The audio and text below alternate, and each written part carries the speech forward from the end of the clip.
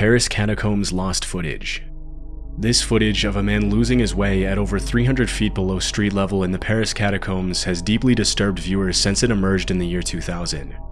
The catacombs were originally used for limestone mining way back in the Roman era, but when cemeteries in Paris began to overflow in the late 18th century, the French government exhumed the bones and bodies from overcrowded cemeteries and buried them in the catacombs.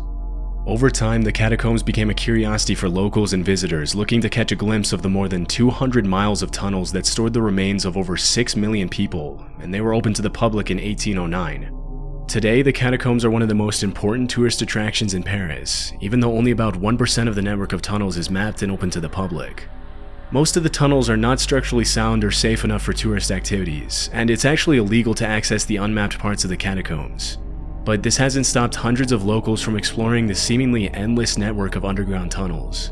For several decades, French authorities have done everything in their power to cover the hidden entrances to the tunnels, but people keep finding manholes and secret access points throughout the city that lead to the off-limits areas of the catacombs. Although this footage was recorded in 1993, it wasn't released to the general public until the year 2000, when it was shown as a part of an episode on the ABC Family TV show Scariest Places on Earth. The episode features Francis Friedland, a French filmmaker who says he came across the mysterious tape when it was given to him by a catacomb explorer who found it in one of the tunnels. Disturbingly, in the episode it's mentioned that the man who recorded the point of view footage was never found or identified. This video camera was found deep in the catacombs. It was picked up by a catacomb explorer, some of the people who wandered down there. It was given to me. I looked at the tape. It's very bizarre. This person occasionally stops and he photographs bones, often in the shape of an arrow. These arrows point in a direction. Occasionally also he stops to photograph roomfuls of bones, which means that he's very, very deep inside the catacombs. What happened to him? Nobody knows. Some of the clips show rooms full of bones, arrows painted on the ground, and even a strange painting of a silhouette of a person on one of the walls.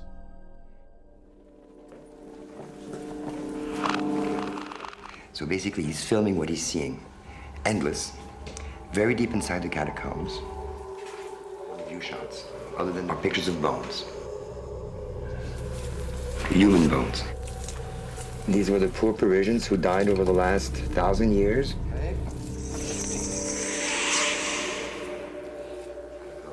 At times you'll see there's signs, painted signs on the wall, which is not uncommon. People have been painting in the catacombs for centuries. So it is possible with these paintings that we may be able to retrace an itinerary to some extent.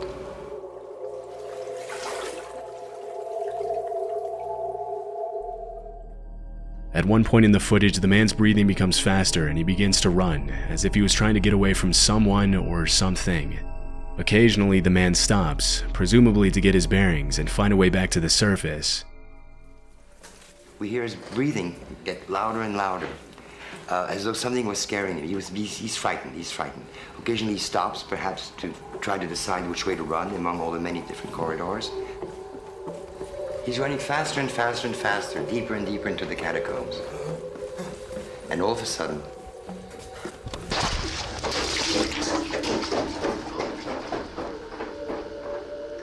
and it keeps rolling until it runs out of tape. As the footage progresses, he runs faster and faster, until suddenly he drops the camera on the ground, where it continues to film until the tape runs out. After analyzing the video, Friedland explained that the room's filled with disorganized heaps of bones, and the fact that there's little to no graffiti on the walls of the tunnel meant that the man who recorded it would have been extremely deep inside the catacombs. Determined to unravel the mystery of what had terrified the missing man, Francis Friedland ventures into the catacombs with his crew. After comparing the footage to what they were seeing inside the catacombs, Friedland and his crew estimated that the missing man had been exploring the tunnels at around 300 feet below street level. At that depth, if flashlights or other light sources malfunction or run out of battery, the chances of getting out are pretty much zero. At one point during the episode, the crew's flashlight batteries begin to run low, and Friedland decides to give up the search, but then realizes that getting out is going to be much more difficult than getting in.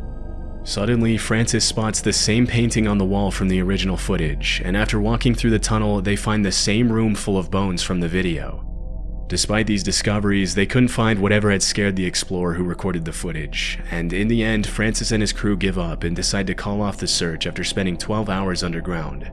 After the episode was released, thousands of viewers took to online forums to discuss possible theories regarding the footage. One of the most widely accepted theories is that after losing his way and realizing that he was probably not going to make it out alive, the man panicked due to claustrophobia and began to run, not knowing what else to do. But this theory wouldn't explain why he would drop his camera, one of his only sources of light. This fueled the possibility that the man had seen another person inside the catacombs. In the last few decades, several catacomb explorers have reported being robbed while they were inside the tunnels. If the man unexpectedly saw another person so far below street level, he may have feared the worst, which would explain why he began to run and drop the camera. Another popular theory is that the man saw something else that scared him. Scientists have explained that when the wind blows through the cracks in the walls of the catacombs, it makes an extremely low frequency noise called infrasound, or as it's sometimes referred to, the ghost frequency. This sound is normally inaudible, but the extreme bass sound has been demonstrated to create a range of bizarre effects in humans, from chills to anxiety to extreme sorrow. The ghost frequency is also known to make the human eye vibrate slightly, which makes people see shadows out of the corner of their eye, and coupled with the strange sensations the frequency creates in people, it's not hard to see why the man could have thought he saw something down there with him.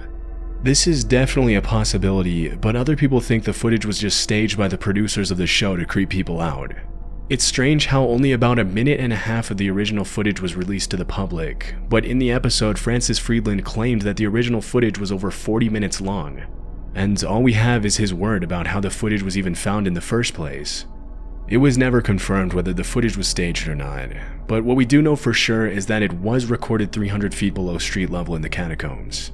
Hopefully with time we'll have more information, but for now the origin of this unsettling footage remains unknown. Mereana Mordegard Glesgorv. The words Mereana Mordegard Glesgorv might sound familiar if you've ever spent time searching for creepy videos on YouTube in the past. The story of Mereana Mordegard Glesgorv first emerged in 2008 when a 20-second video with the same title was uploaded to YouTube by a random channel called Urwitzy. After the video was taken down by YouTube for unknown reasons, it was re-uploaded in April of that same year. The video in question shows a man with a mustache in front of a red, cloudy background staring intently at the viewer while an unsettling, high-pitched drilling noise plays in the background.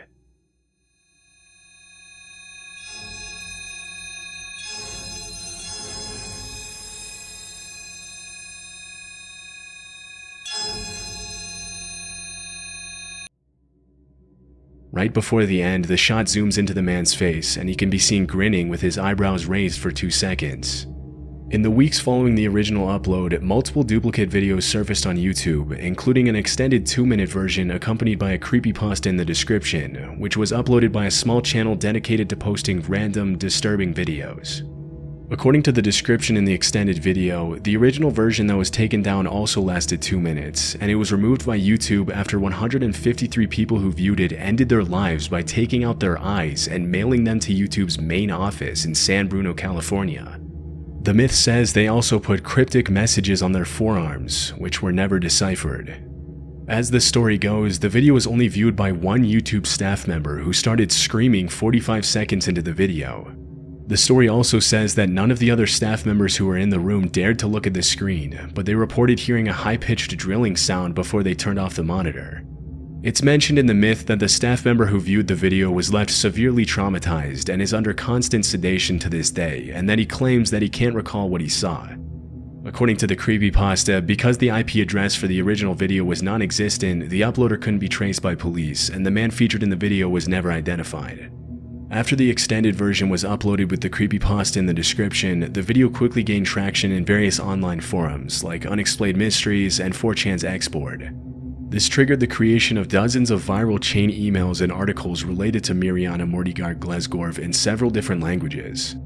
Thousands of users discussed the video on different Q&A sites such as Wiki Answers and Yahoo Q&A, which raised Mereana Mordegard Glesgorv to classic creepypasta status, and the story was archived on the website creepypasta.com. In August of 2008, the story spilled over to the Russian web, where it was covered in different blogs and articles.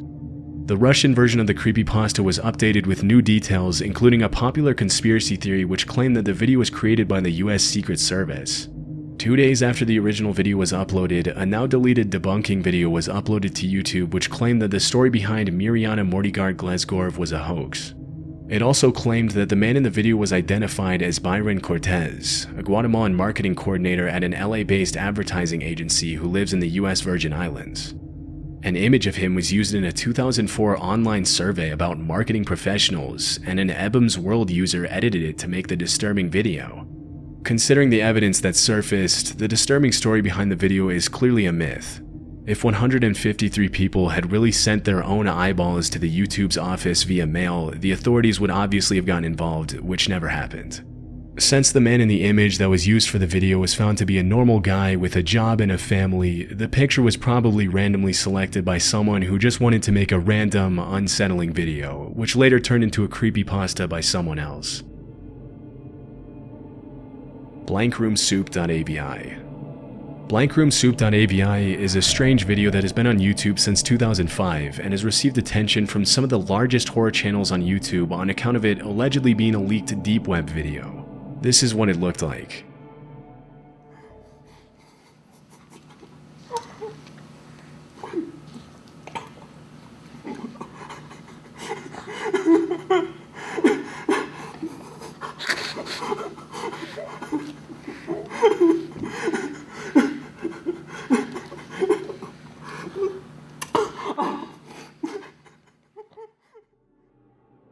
The video in question shows a man in a white tank top eating a bowl of soup with a large wooden spoon in a room with white walls.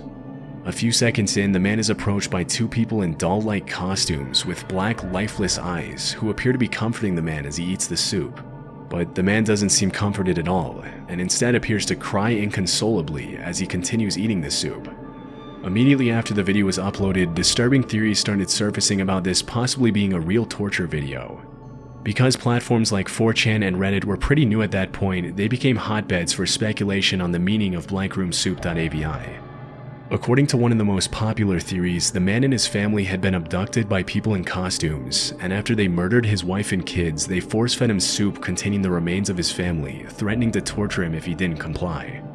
Another theory was that the man was kidnapped alone, and that he's crying in the video out of fear while his captors taunt him with false comfort. In later months, more videos featuring the same characters started surfacing online, with some of them being pretty disturbing. One of them was a continuation to Soup, and another involved the disguised characters kidnapping someone on video. While doing research on the origins of Soup, the name of a man named Raymond Percy came up in connection with the mysterious costumes shown in the video.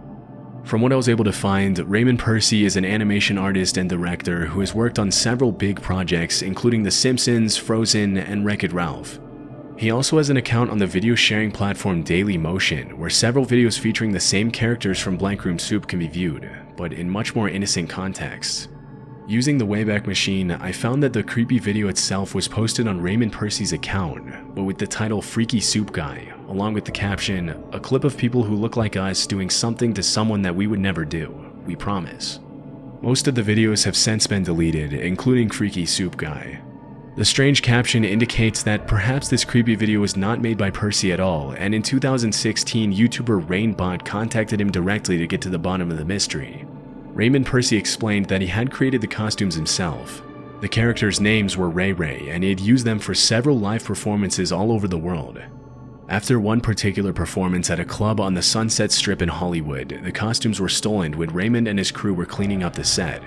A few weeks later, he received an email with an attachment containing the creepy video, and he immediately posted it to YouTube and Dailymotion to share it with his team. According to Raymond, the creepiest thing about the video was that the characters move in the same slow, paused fashion in which his own performers were trained to act during their performances, meaning that whoever stole the costumes must have been watching Percy's live performances for a while, and perhaps they were even fans. This new information disturbed a lot of viewers, giving way to a new wave of theories and speculation regarding the unsettling video. It was later found that the man who was being kidnapped in one of the later videos that surfaced on YouTube was actually Gil Sharon, the drummer of a horror-themed experimental rock band named Stolen Babies. Raymond Percy's sister, Dominique Lenore, is the band's lead singer, and Raymond had animated some of their videos in the past and included the Ray Ray characters in the videos. In one of the band's photo shoots, the drummer can be seen wearing the exact same costume as in the kidnapping video. The fact that Raymond Percy had participated in the creation of one of the creepy videos that surfaced led many people to believe that the man in the original Soup video was actually Percy himself, and that his eyes had been covered so that he wouldn't be recognized. Even if the man in the video is not Raymond Percy, the fact that 3 sequels to the Blank Room Soup video surfaced on YouTube discredits the idea that the original video was a leaked deep web video. It's rare enough to see a leaked deep web video on YouTube, let alone 4 consecutive videos without any of them getting taken down. With all the evidence that emerged, many users claimed that everything Percy had said about the costumes being stolen was a lie. Because if they had actually been stolen and used for the disturbing videos, the last thing Raymond Percy or anyone would have done is to post the videos on YouTube and not report them to the police. Some people even speculated that the whole thing might have been a promotional campaign for the band Stolen Babies, but this hasn't been confirmed. Regardless of whether Raymond Percy was telling the truth, the one thing we know for sure is that Blank Room Soup.avi was never a deep web video. While some still argue that the video and its sequels are genuine, there's just too much evidence against the authenticity of the videos today to conclude that they actually came from the deep web. I feel fantastic. Those who have explored the horror side of the internet have most likely at some point come across a bizarre video of a singing android. In 2009, a single video named I Feel Fantastic was uploaded to YouTube by the channel Creepyblog. It was the only video ever uploaded to the channel, and it basically shows a robotic humanoid singing the words I feel fantastic, you feel fantastic, you are fantastic, I am fantastic, hey hey hey, over and over again inside a room at night. As the video progresses, the android is shown in different poses and wearing different outfits.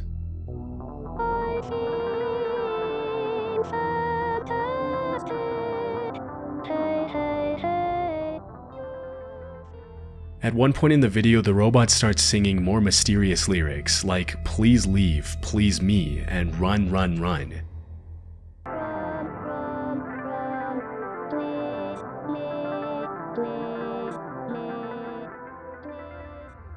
The description of the video is also extremely strange, and goes into the Greek myth of Pygmalion, the sculptor who couldn't find a woman who was good enough for him, so he decided to make an ivory statue of the perfect woman himself, which the goddess Aphrodite later brought to life for him. The only link between the myth and the video is that the person who wrote the description suggested that maybe the robot was its creator's idea of beauty. At around the 2-minute mark, the video turns into a shot of a heap of leaves and branches in a random backyard with absolutely no context or explanation.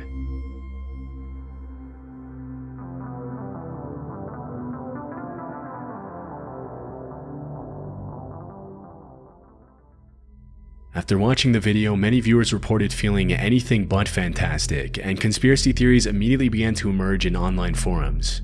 One of the most popular theories is that the creator of the video was a serial killer, and that the different outfits worn by the singing android throughout the video belonged to his victims. According to this theory, the killer created the android as a sort of tribute to his victims, and the backyard shown in the video is where the victims are buried.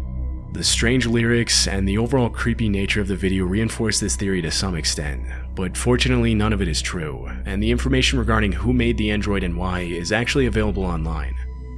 The robot in this video is called Tara the Android, and in my research I found that she was designed by a college professor in Connecticut named John Bergeron.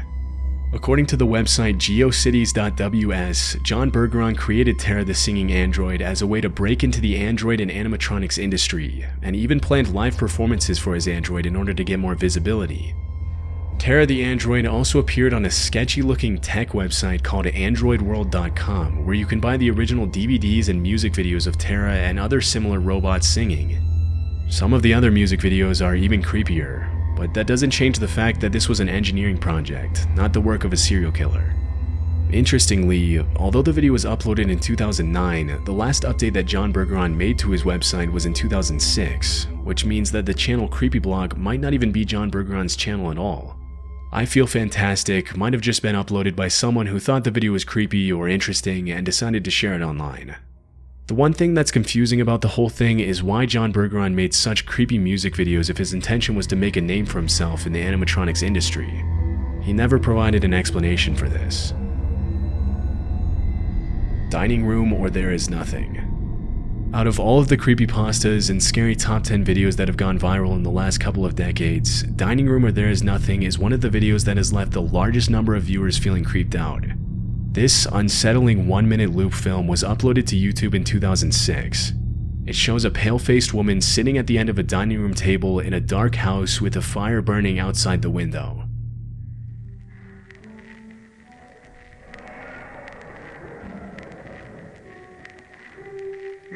Там, see, red.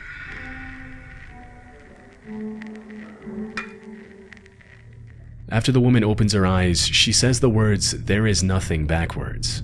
She then shoves her face in a bowl of food as the camera pans out to show the rest of the room. The video then plays in reverse, and after the woman raises her head from the bowl, she repeats the words "there is nothing," this time in normal order. The video ends with the chilling image of the woman closing her eyes.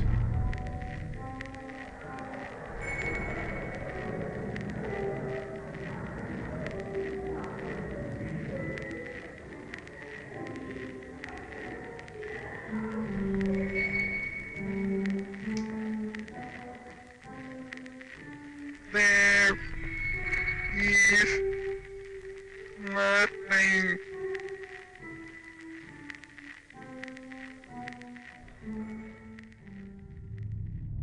A year after the original video was uploaded, the creator uploaded the same video in high definition. Since the original upload, Dining Room or There Is Nothing has received almost 10 million views, and the haunting video has become a classic in the online horror community. The creepy nature of the video created a lot of speculation in online forums and social media platforms, with several users claiming that whoever watched Dining Room or There Is Nothing would be cursed. The intense stare of the woman and her cryptic message have continued to terrify viewers to this day, and even if there are countless other videos online that could be considered creepier, many people have reported that something about Dining Room or There Is Nothing has made them feel especially unsettled. After seeing how much attention his video was getting, the uploader created a website where he talks about the meaning of Dining Room or There Is Nothing, saying, "This piece was inspired by a personal paradoxical desire for empirical proof that there is nothing on the other side of life. I wanted to blur the distinction between the two states, and to state the paradox by showing someone who is coming back from life or death and denies its existence, thereby fulfilling the paradox." Despite the unsettling nature of the video and the fact that it has haunted millions of viewers worldwide, Dining Room or There Is Nothing is just a short film created by David Earl, a communications professional with a passion for experimental films. The woman in the video is Leah Porsager, a Danish artist who frequently participates in projects related to esotericism, such as this one.